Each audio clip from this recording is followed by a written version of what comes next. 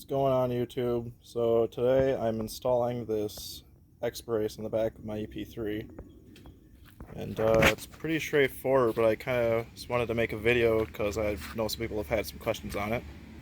So I've already done the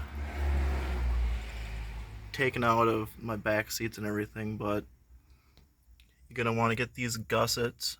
These are from the Civic Type R EP3. I believe the JDM EP3. I'm not sure if the UK Type R EP3 has these, but you need that gusset and this gusset as well, and that just goes in there. There's usually supposed to be a bar in between here for the rear strut bar, but we're not going to be using that because these are the mounts for the X-brace. So I'm going to go ahead and get the X-brace put in. And the other spot where the X-brace mounts to is right here, where the seatbelt connects to on the chassis. And same thing over here. So I'm gonna go ahead and get this installed.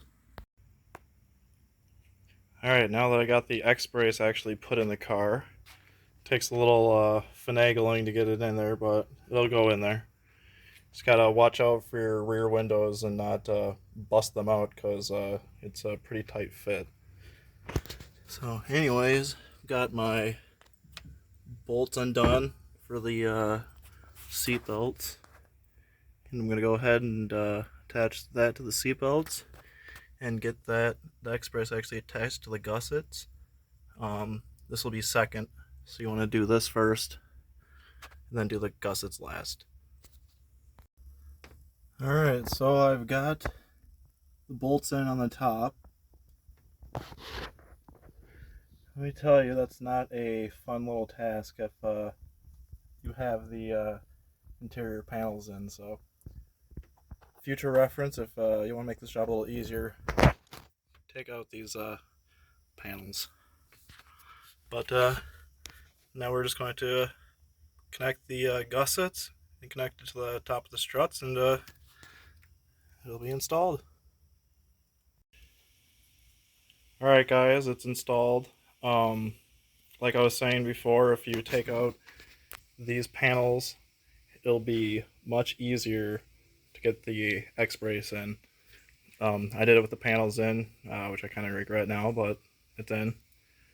The seat belts are back in place as well.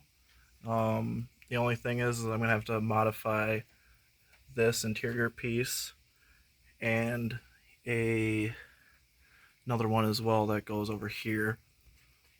Same for this side as well, because the brace is there, but that's if I really want to make it look fancy back here. But it's kind of turning into a race car, so I really honestly could care less.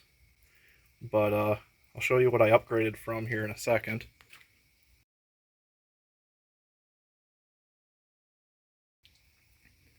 But yeah, this is what I ended up going with now. I think this design is a little better, where it actually uses the gussets that actually go to the chassis itself instead of the top hats of the rear struts, which I thought was kind of a strange design for I think it's BMF with their K-brace design.